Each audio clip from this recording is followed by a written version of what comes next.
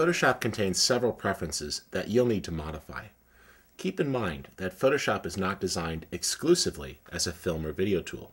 Therefore, you're going to need to change how Photoshop thinks in order to get the results that you want. So we've got our preferences open, and I'd like you to walk through a few of the things that you could change in Photoshop CS3 to make it a little more video friendly. First off, be sure your color picker stays on the Adobe Color Picker. This will give you a consistent color picker through all Adobe applications. Next, under Image Interpolation, you have bicubic. It's generally a good idea to leave this set to the standard bicubic, best for smooth gradients. If you do a lot of upsizing or downsizing, then choose between bicubic smoother or sharper. If you're running on a high-res screen, you might want to set the UI font size to large. Next, you have several options. If you rely on Bridge, Adobe's file browser, you might want to tell it to automatically launch when you open Photoshop. I always uncheck Used Shift key for tool switch. I'm not crazy about having to hold down the Shift key when I want to switch between tools with keyboard shortcuts.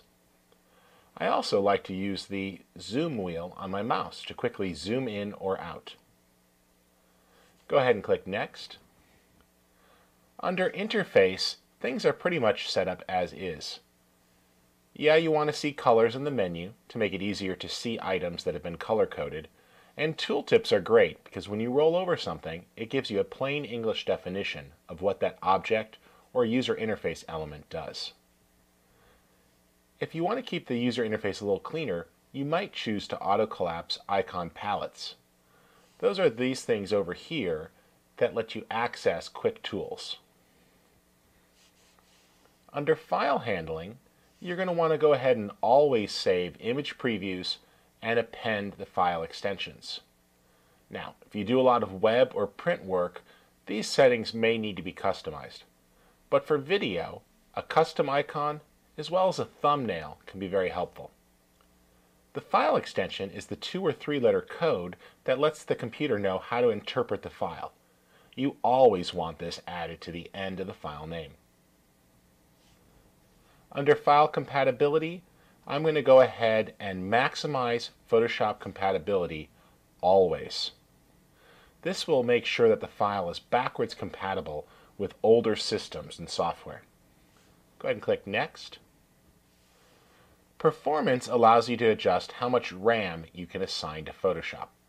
And ideally, you're going to give it between 538 and 700 megabytes. Now this number may vary slightly on your system. It's a good idea to go ahead and assign a number that's reasonable and gives Photoshop the performance that it needs. Under History States, these are your level of undo. And by default, Photoshop is set to 20. For most users, taking this up to 100 or so is a good starting point, especially if you're new to Photoshop. Let's just type that in as 100. Lastly in this section are your scratch disks. And it's a good idea to go ahead and enable a second scratch disk. You could target an internal drive or an external drive, and this will boost the performance when opening large files. A scratch disk essentially acts as additional RAM. Let's go ahead and target this drive here. I'll turn this one off. Our next category is cursors. And I find it very useful to see the normal brush tip so I get an idea of what size the cursor is, but I like to go ahead and show the crosshairs inside of that brush tip. For other cursors like the eyedropper, I find a precise target point a lot more useful. Click Next. Transparency in Gamut shouldn't need many changes at all, just leave it as is. Under Units and Rulers, I'm going to go ahead and change rulers to measure in pixels. That's because in the video world, there's really no such thing as inches.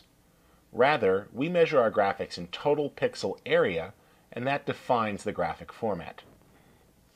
We'll click Next. Guides, Grid, and Slices allow you to color code things within Photoshop. I generally like my guides to be a nice red color. That's just because I'm used to seeing red for guides. You could choose any color you want.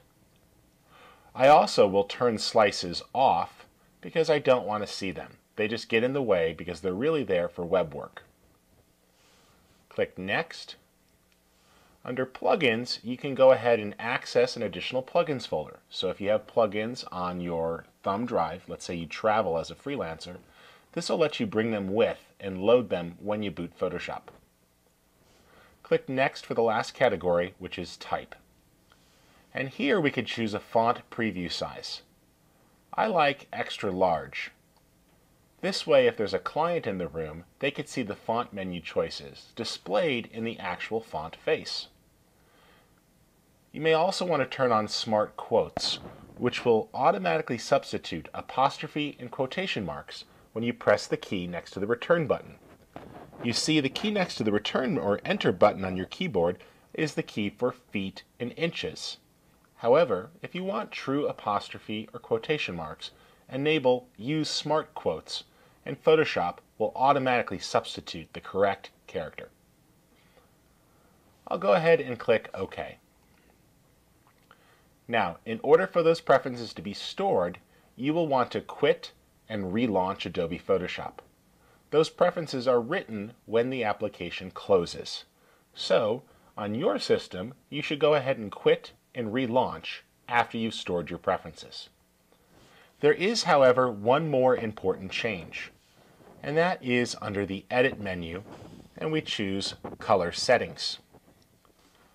For video, we need to go ahead and turn color management off. At this point in workflow, most people are not using calibrated video monitors that are calibrated to color profiles or lookup tables. Instead, you will want to click More Options, and then from the Settings menu, go ahead and choose Color Management Off. By turning Color Management off, you've informed Photoshop that you don't want it to attempt to simulate how CMYK output is going to look by changing the colors on your computer monitor.